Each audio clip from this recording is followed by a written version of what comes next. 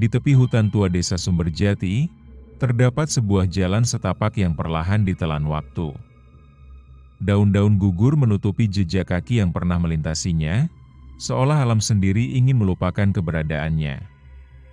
Di ujung jalan itu, berdiri sebuah gubuk tua yang nyaris tak terlihat dari kejauhan. Kayunya lapuk, atapnya menjuntai miring, dan lumut hijau menempel seolah menjadi kulit keduanya. Warga desa menyebutnya Gubuk Ibu Mirah. Tapi tak ada yang benar-benar tahu siapa Ibu Mirah, atau apa yang pernah terjadi di sana. Yang mereka tahu hanyalah satu hal, siapapun yang masuk ke gubuk itu, tidak pernah kembali dengan jiwa yang utuh. Cerita ini dimulai ketika seorang pemuda bernama Galang memutuskan kembali ke desa asal almarhum ayahnya. Ia tak pernah tahu bahwa keputusannya untuk menelusuri hutan dan mencari sisa-sisa warisan leluhurnya akan menyeretnya dalam misteri yang seharusnya tetap terkubur. Mungkin saja harta peninggalan ayah ada di gubuk tua itu, gumam Galang pada dirinya sendiri, saat ia menatap jalan setapak yang samar. Tapi saat langkah pertamanya menginjak daun-daun kering itu, burung gagak menjerit nyaring dari atas pohon, dan angin dingin mendesis lirih seperti suara peringatan.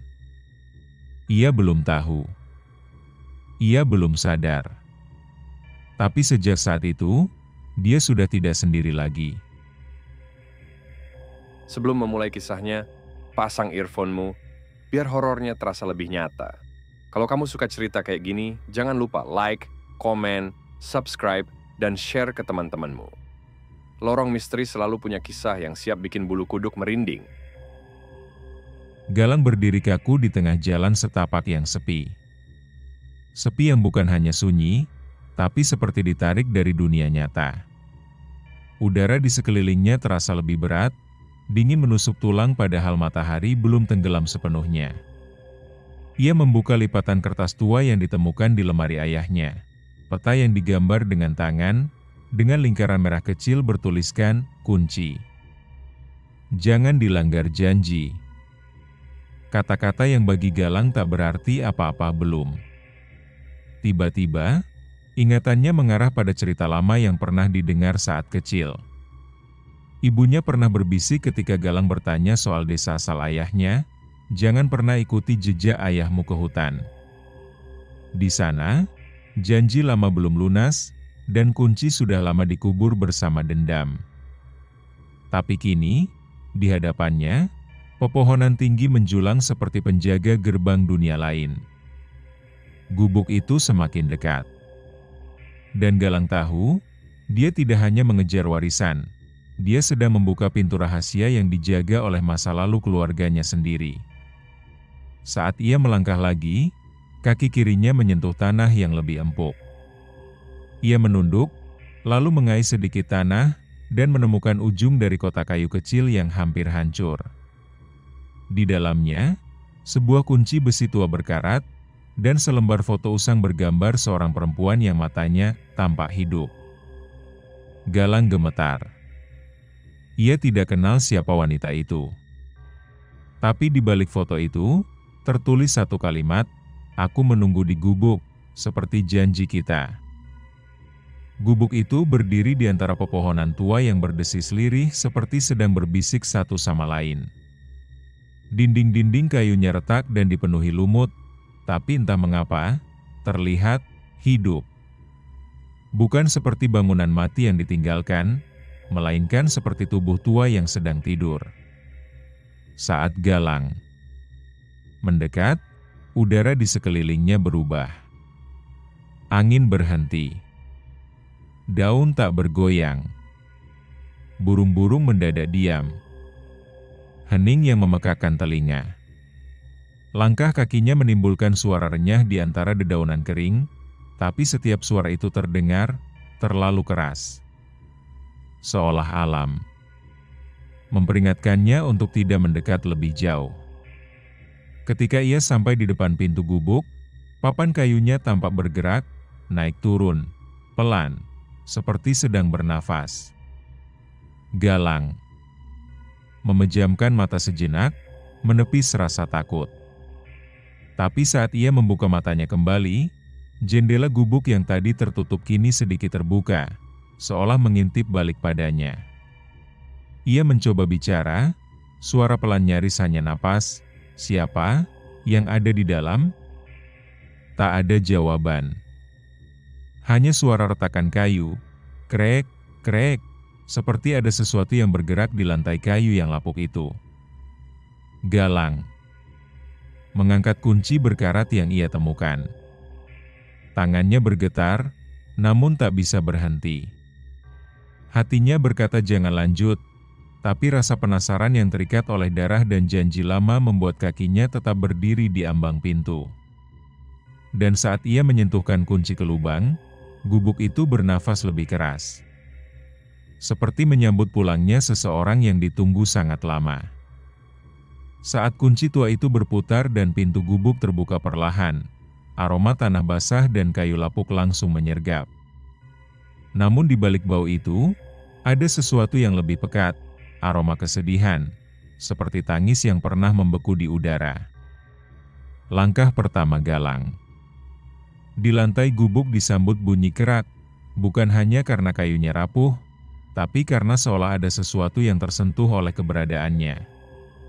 Lantai itu seperti menyimpan beban dari masa lalu, memori yang tak pernah tuntas. Cahaya dari senja menyusup lewat celah-celah dinding, memperlihatkan jejak-jejak aneh di lantai. Bukan darah, bukan tanah, tapi seperti sisa genangan air mata, mengering, membentuk pola yang tak wajar. Melingkar, berulang, menyerupai telapak kaki kecil, dan bekas tangan yang menyeret. Galang menunduk, meraba lantai itu. Permukaannya dingin, padahal udara di luar masih hangat. Dan saat ia menyentuh salah satu bekas telapak kecil itu, suara lirih menggema pelan, "Jangan pergi lagi, ayah." Tubuh Galang membeku. Itu suara anak kecil. Namun ia tinggal sendiri. Tidak punya anak. Bahkan belum menikah. Dan suara itu datang dari lantai. Ia berdiri tergesa, napas memburu. Tapi ketika ia melihat sudut ruangan, ia tahu ini bukan hanya bangunan kosong. Di sana, berdiri sebuah kursi goyang tua yang bergoyang perlahan, sendiri. Seolah menunggu seseorang kembali duduk untuk menenangkan anak yang telah lama menangis sendirian. Di dalam gubuk tua itu, Galang menemukan sebuah cermin tua berdiri di sudut ruangan, terbungkus debu dan jaring laba-laba. Retakan halus menghiasi permukaannya, membentuk pola seperti akar pohon yang menjalar ke segala arah. Namun justru dari retakan-retakan itu, kenangan mulai mengalir pelan-pelan, dan bukan milik Galang. Saat ia menatap cermin itu, yang terlihat bukan hanya bayangannya sendiri. Tapi ada sosok lain, samar, berdiri tepat di belakangnya. Seorang wanita tua berambut panjang dengan tatapan yang tidak asing, meski Galang tahu, ia tak pernah bertemu dengannya seumur hidup. Wanita itu menatapnya dengan sorot mata yang dalam, seolah memintanya untuk mengerti, atau mungkin untuk mengingat. Lalu terdengar suara lirih, tidak berasal dari ruang, tapi dari dalam kepalanya sendiri. "Kau mirip dia, cucuku, dia yang tak sempat pulang." Galang mundur setapak. Namun bayangan di cermin tidak ikut bergerak.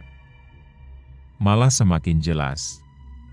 Wanita itu kini tampak duduk di kursi goyang yang barusan bergoyang sendiri, menggenggam boneka lusuh, dan di sampingnya berdiri seorang anak laki-laki dengan wajah sendu. Wajah yang entah kenapa begitu familiar. Cermin itu ternyata bukan hanya benda mati. Ia menyimpan potongan masa lahu, bukan milik Galang, tapi potongan hidup yang terlupakan oleh waktu, dan hanya bisa dilihat oleh mereka yang diundang masuk. Dan kini, Galang adalah tamu dari masa lalu yang belum selesai. Galang berdiri terpaku di depan lantai kayu usang yang terdengar kosong ketika diinjak. Ketika ia mengetuknya dengan ujung kaki, ada gema, suara kosong yang tidak mungkin ada jika hanya tanah di bawah sana. Rasa penasaran menuntunnya menyibak tikar anyaman tua yang menutupi sebagian lantai. Di bawahnya, ia menemukan tutup kayu persegi yang tak terlihat jelas, tertutup lumut, paku-paku karat, dan debu tebal seperti disembunyikan dengan sengaja. Dengan tangan gemetar, ia menarik tutup kayu itu. Derit berat mengiris keheningan malam, memperdengarkan suara seperti jeritan pelan yang terpendam. Bau lembab dan tanah tua langsung menyergap hidungnya. Tangga kayu yang curam menurun gelap gulita, seolah membawa siapapun ke perut bumi itu sendiri. Langkah demi langkah, Galang turun. Setiap kayu yang diinjaknya memekik seperti menolak kehadirannya. Dinding-dinding tanah di sekelilingnya lembab dan berlumut, menyisakan aroma kematian yang tak asing. Ia menyalakan senter kecil dari ponselnya, dan saat cahaya menyapu ruang di bawah, ia melihatnya. Tumpukan boneka usang, pakaian anak-anak, dan lukisan-lukisan tangan kecil di tembok tanah. Lukisan orang dewasa dengan mata disilang, dan anak-anak dengan mulut dijahitkan. Dan di tengah ruangan itu, ada ranjang besi berkarat, dengan rantai yang masih tergantung di sisi-sisinya. Galang merinding. Ini bukan ruang biasa. Ini bukan ruang yang seharusnya ada. Ini adalah tempat menyimpan mereka yang tak ingin diingat. Galang berdiri membeku di ruang bawah tanah itu. Nafasnya memburu, keringat dingin menetes dari pelipis, padahal suhu di sana terasa menusuk tulang. Pandangannya menatap satu persatu benda-benda yang tersimpan, tergeletak, diam, seolah menanti untuk ditemukan. Tapi tiba-tiba, ada sesuatu yang mengalihkan perhatiannya. Tok, tok, tok. Suara ketukan pelan dari dinding sebelah kiri. Ia menoleh cepat. Dinding itu bukan batu, bukan pula semen. Hanya tanah yang padat, namun dari sanalah suara itu berasal. Tolong, suara serak lirih, sangat pelan, nyaris tak terdengar, tapi jelas berasal dari balik sana. Galang menelan ludah. Ia mendekat. Menempelkan telinganya ke tanah. Suara itu lebih jelas kini, seperti isakan seorang anak kecil. Buka, keluarkan aku. Suaranya bukan sekadar suara. Ada rasa, putus asa, ketakutan, dan kesepian yang menular. Jiwanya terasa ditarik.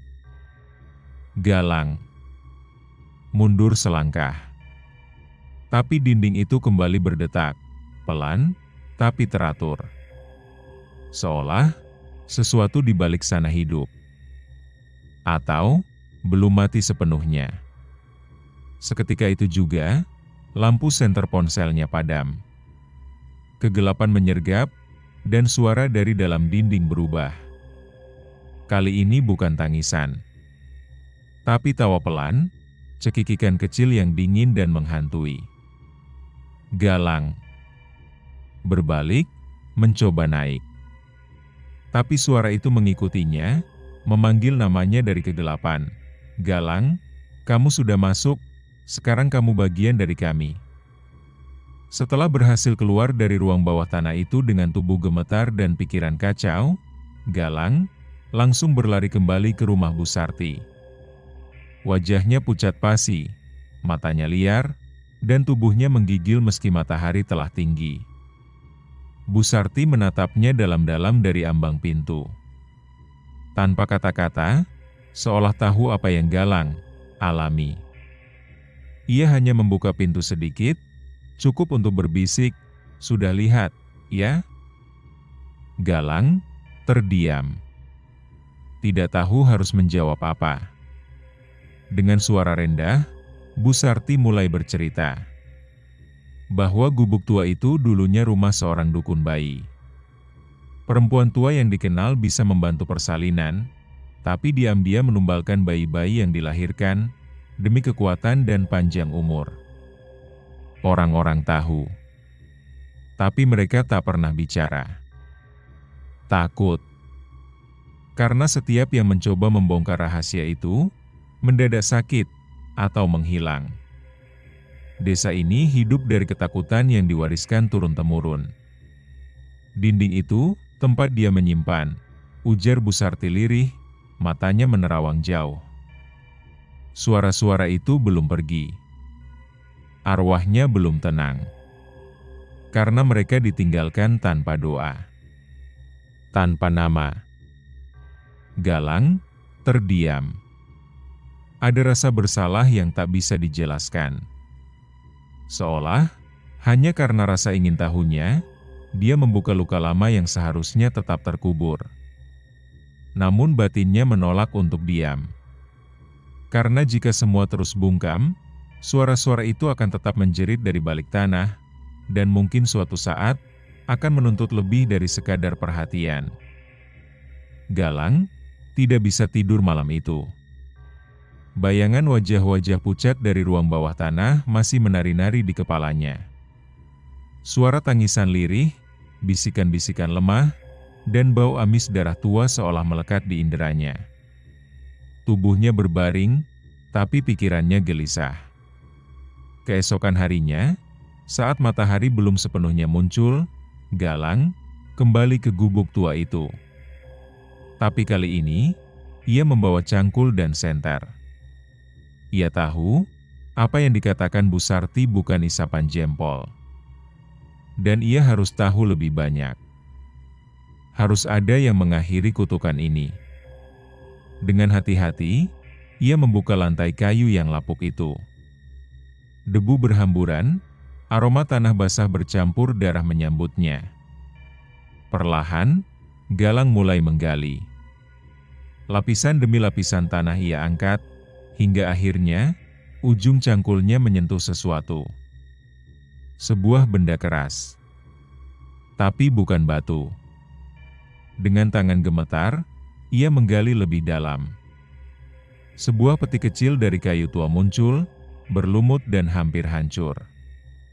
Ia membukanya perlahan, dan menemukan tulang-tulang mungil yang terbungkus kain batik.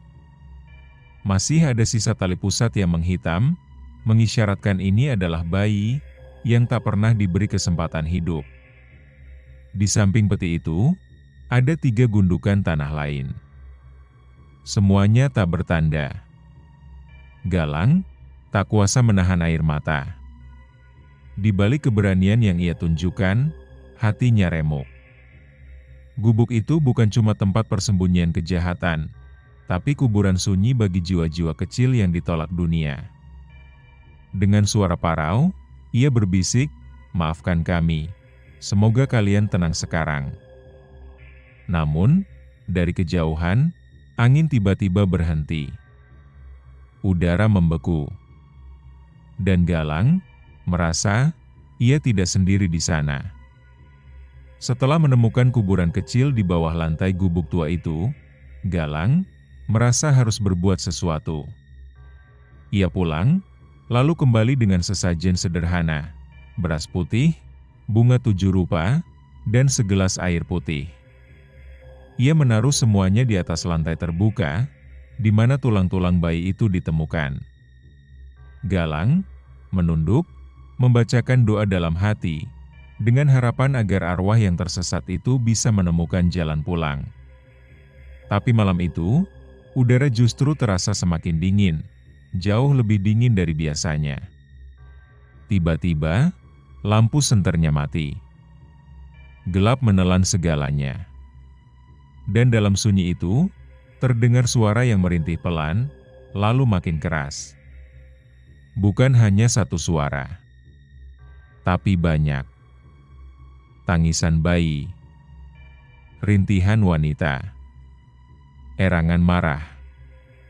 Semua datang dari tanah, dari dinding gubuk, dari udara sekelilingnya.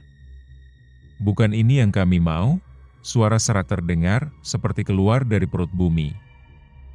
Galang terpaku. Nafasnya tercekat. Sesajen itu ditolak. Bukan karena tidak tulus, tapi karena sudah terlambat. Dosa telah terlanjur membusuk.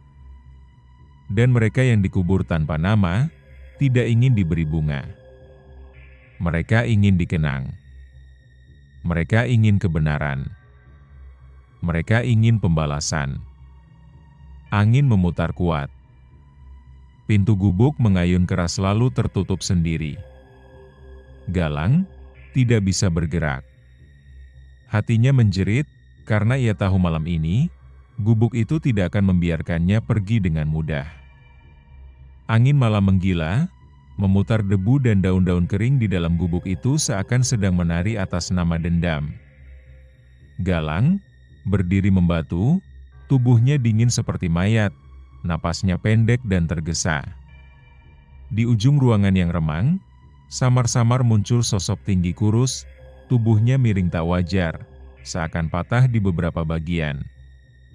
Sosok itu berjalan perlahan ke arah Galang.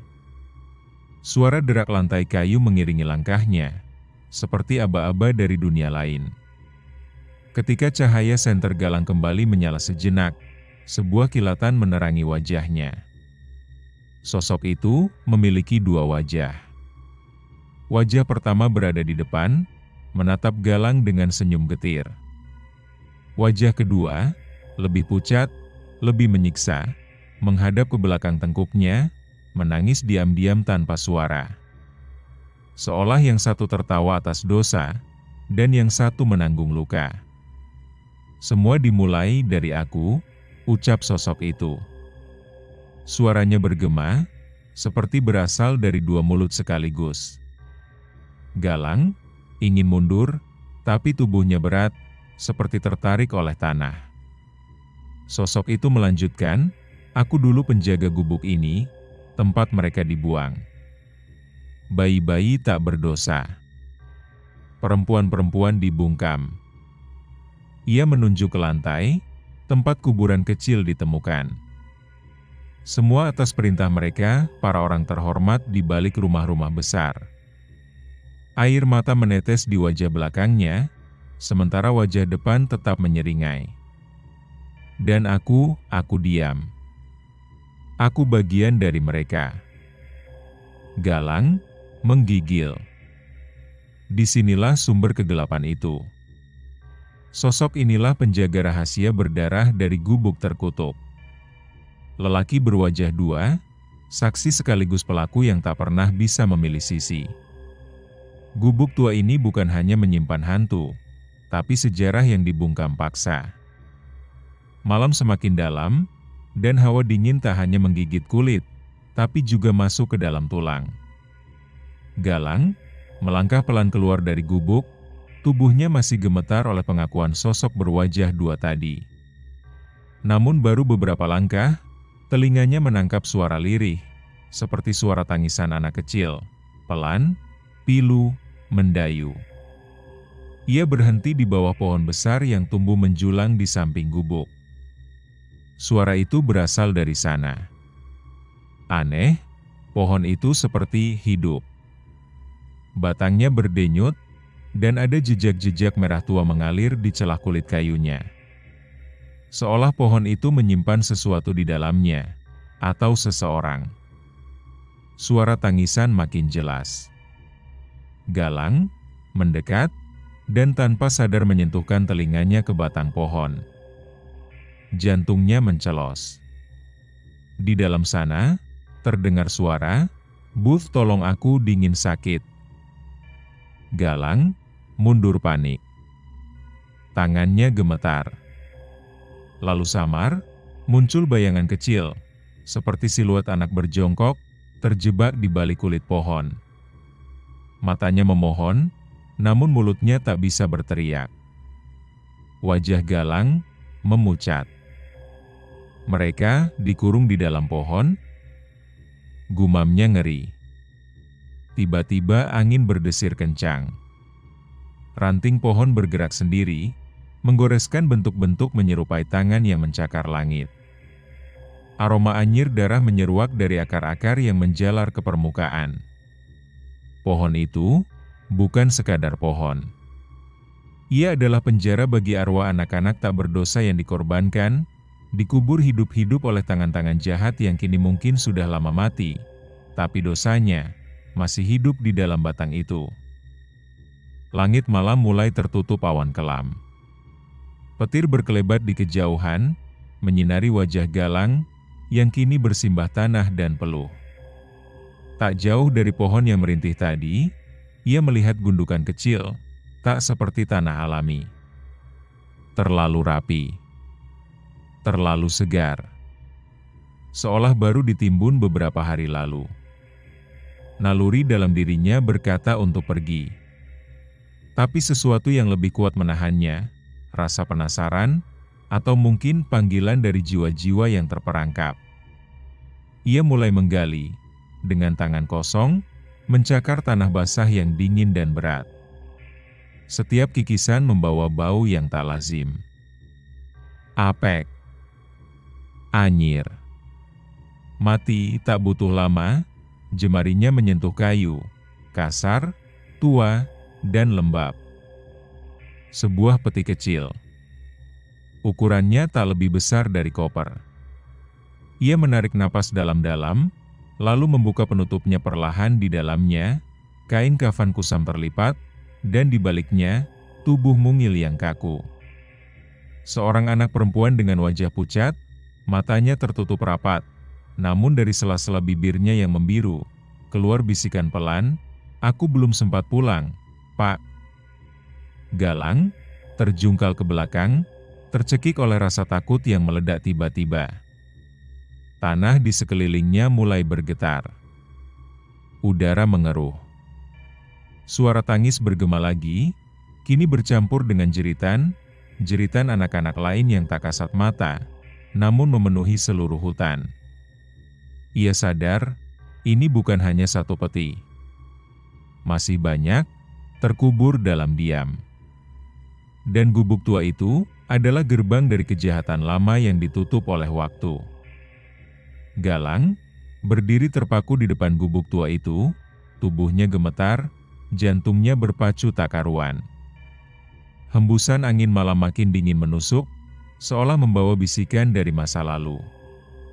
Setelah menemukan peti kecil berisi mayat anak perempuan tadi, langkahnya seakan digiring kembali ke tempat semuanya bermula. Gubuk rapuh yang menyimpan ribuan rahasia. Daun-daun kering berderak di bawah telapak kakinya saat ia mendekat. Angin menghantam gubuk hingga dindingnya berderit nyaring, seperti jeritan seseorang yang meminta tolong. Di balik kaca jendela yang pecah, ia melihatnya wajah. Wajah seorang wanita, pucat dan penuh luka. Matanya kosong, namun menatap lurus ke arah Galang. Rambutnya panjang acak-acakan, menutupi sebagian wajah, namun luka bakar di pipinya membuat Galang yakin itu bukan wanita biasa.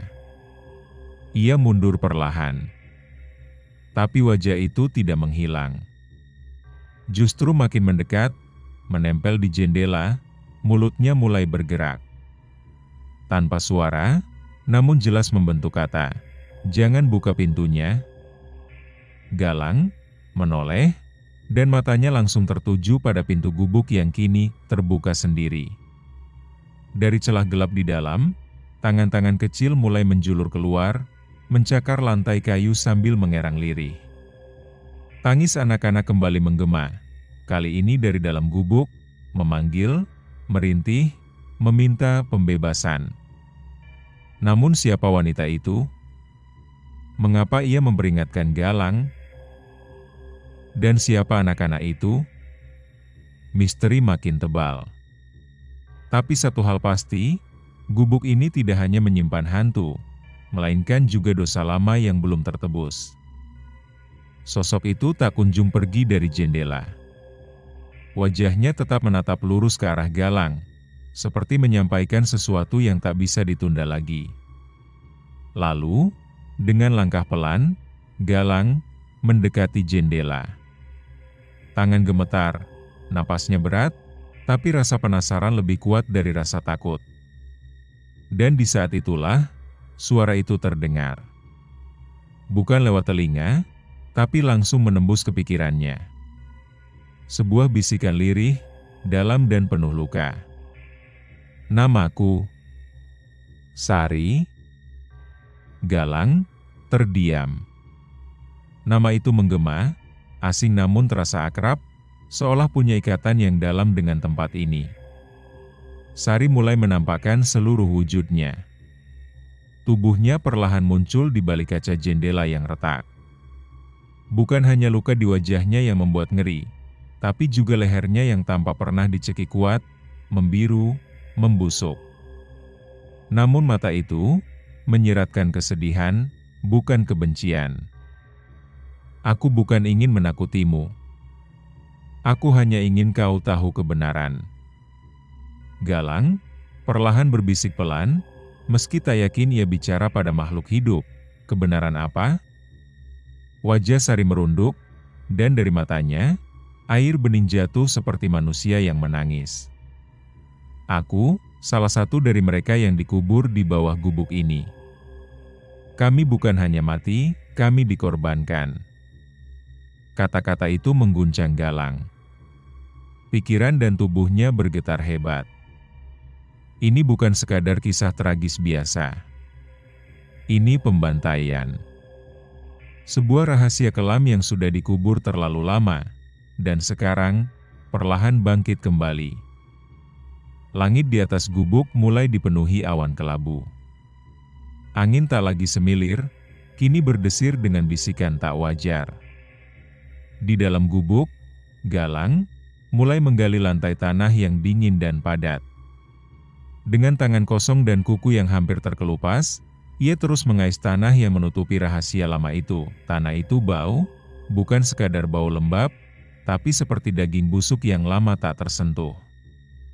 Setiap cangkulannya mengeluarkan aroma kematian. Dan suara tangisan perempuan dan anak-anak mulai terdengar samar, bercampur jeritan pendek yang mengiris telinga. Lalu, sesuatu menyembul dari tanah.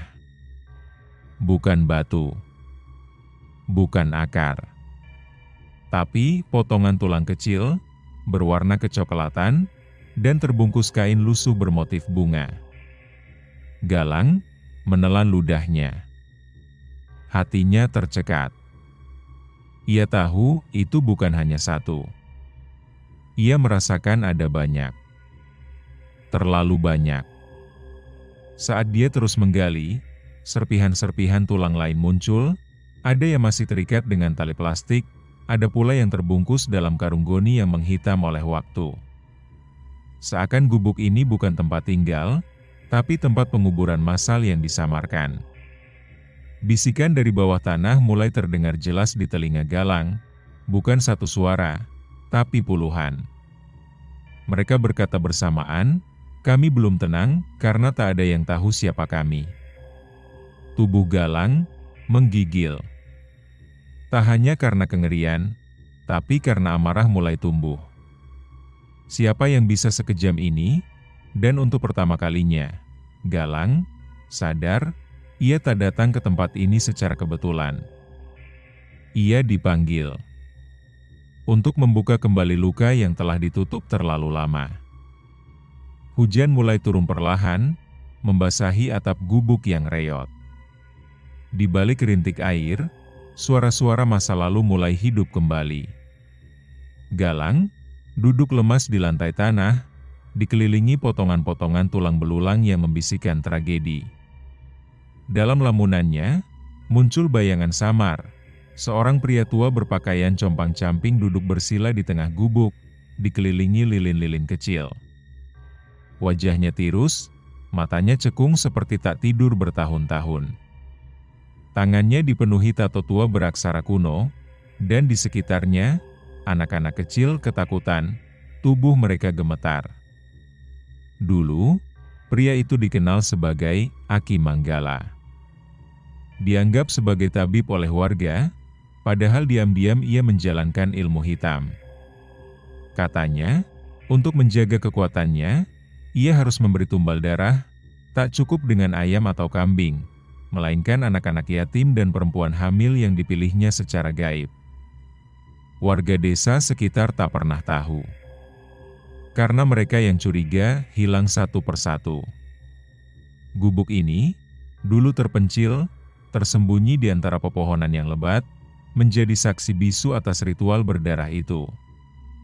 Tak ada pelaporan, tak ada pencarian. Semua jejak dikubur bersama jasad-jasad yang sekarang ditemukan Galang. Kini, roh-roh itu gelisah. Mereka tahu Galang bisa mendengar. Mereka menginginkan keadilan, bukan untuk membalas, tapi agar mereka bisa tenang. Dan untuk itu, Galang harus membawa cerita ini keluar dari hutan ke dunia nyata. Di luar gubuk, petir menyambar keras. Tapi Galang tak bergerak. Ia tahu ini belum selesai. Angin malam berhembus kencang, membawa hawa dingin yang menusuk hingga ke tulang. Galang berdiri di ambang gubuk tua itu, matanya memandangi tanah yang baru saja ia gali. Ia belum sempat memproses semuanya, tapi kilasan demi kilasan terus datang. Suara-suara berbisik, samar tapi mendesak. Saat ia memeriksa kantong tua yang terkubur di bawah lantai gubuk, ia menemukan secari kain lusuh dan sebilah pisau ukir kuno. Di balik kain itu, terdapat nama yang membuat darahnya membeku, Manggala. Nama belakang dari kakek yang selama ini tak pernah diceritakan keluarganya. Galang perlahan menyadari darah Aki Manggala mengalir dalam dirinya. Selama ini, keluarga dari pihak ibunya memang tak pernah membahas sejarah mereka di kampung ini. Rupanya, semua ditutupi demi menjauhkan diri dari masa lalu yang kelam. Tapi sejarah tak pernah benar-benar bisa dikubur. Kini, Galang dilanda dilema. Ia ingin melarikan diri dari semua ini. Tapi bagaimana jika roh-roh yang ia temukan, anak-anak yang dibantai tanpa ampun, hanya bisa beristirahat apabila keturunannya sendiri yang menebus dosa? Tiba-tiba suara tangisan terdengar lirih dari pojok ruangan. Bukan suara makhluk gaib, tapi suara batin, suara anak kecil dalam dirinya, yang ketakutan, bingung, dan terluka. Suara seorang cucu yang harus menerima kenyataan bahwa ia mungkin adalah bagian dari warisan iblis. Ia menghela napas panjang. Gelap telah menelannya. Tapi untuk pertama kalinya, ia tahu ia tak bisa mundur. Langit malam itu tak bertabur bintang. Awan kelabu menggantung, seolah bumi pun menahan napas menyambut yang akan datang. Di dalam gubuk tua yang semakin membusuk itu, Galang duduk bersila, lilin-lilin kecil menyala mengelilinginya. Ia membaca doa-doa yang diajarkan oleh seorang ustadz yang sempat ia temui di desa seberang. Doa-doa untuk membebaskan arwah, doa-doa untuk menutup pintu dosa. Namun, semakin doa itu dilantunkan, semakin liar angin menerpa dinding gubuk. Jeritan samar mulai terdengar dari pohon-pohon yang mengelilingi tempat itu. Arwah anak yang dibunuh oleh kakeknya datang, bukan untuk menakut-nakuti, tapi memohon, merintih, dan menangis. Satu suara paling lantang menembus segalanya. Seorang anak kecil berbisik, "Aku belum bisa pulang." Dia masih di sini. Galang menoleh ke belakang. Dan di sana, berdiri sosok kakeknya. Wajahnya setengah hancur, tubuhnya berlumur darah, tapi matanya menyala merah, memancarkan kebencian dan rasa tak terima. Ia belum pergi. Ia masih menuntut tumbal terakhir. Bukan anak-anak, tapi cucunya sendiri. Galang terdiam. Tak bergerak. Tapi dalam hatinya, ia tahu inilah akhirnya. Jika ia menyerah, kutukan itu akan berlanjut. Tapi jika ia bertahan, ia bisa menjadi penghabisan dari semua ini. Ia menggenggam pisau ukir warisan kakeknya. Bukan untuk menyakiti, tapi untuk mengubur dendam. Di luar gubuk, cahaya petir menyambar, menerangi wajah Galang yang penuh tekad. Dalam gelap, ia berdiri. Kali ini, ia tak sendiri. Subuh mulai menyibak malam. Kabut pelan-pelan turun menutup pepohonan, seolah bumi sedang berdoa dalam diam. Di dalam gubuk yang hancur sebagian atapnya, Galang berdiri dengan napas terengah, tubuhnya penuh luka, tapi matanya tak lagi dihantui ketakutan. Ia baru saja melakukan sesuatu yang tak pernah ia bayangkan, menghadapi sendiri leluhurnya yang telah lama menjadi penjaga dendam dan kematian. Pisau warisan itu kini tertancap di tanah, menandai titik terakhir tempat kakeknya muncul. Tak ada lagi jeritan, tak ada angin menderu. Hanya keheningan yang menyelimuti. Perlahan, suara-suara kecil terdengar. Suara anak-anak yang dulu menjadi korban. Namun kali ini bukan jerit atau tangis. Mereka tertawa kecil, ringan seperti angin pagi. Satu demi satu, bayangan mereka tampak menghilang menjadi cahaya yang tenang. Mereka akhirnya bebas. Galang menatap langit. Matanya berkaca-kaca.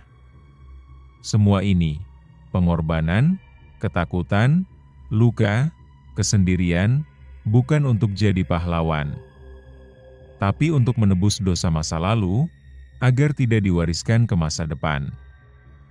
Ia keluar dari gubuk itu, tidak menoleh ke belakang. Karena yang dibutuhkan masa depan adalah keberanian untuk melepaskan, bukan membekukan masa lalu. Dan gubuk itu perlahan runtuh sendiri. Tak ada yang membakar. Tak ada yang merobohkan. Ia runtuh karena tugasnya telah selesai. Pesan moral, jangan biarkan dosa masa lalu menjadi warisan bagi generasi berikutnya. Setiap luka harus disembuhkan, bukan disembunyikan. Dan keberanian sejati adalah menghadapi ketakutan yang ditinggalkan oleh orang-orang yang kita cintai. Terima kasih sudah mendengarkan kisah ini sampai habis. Jangan lupa like, komen, subscribe, dan share ke teman-temanmu. Lorong Misteri akan selalu punya kisah yang siap bikin bulu kuduk merinding, dan jika mau request judul cerita, silahkan komen di kolom komentar di bawah. Kami akan buatkan untuk kalian.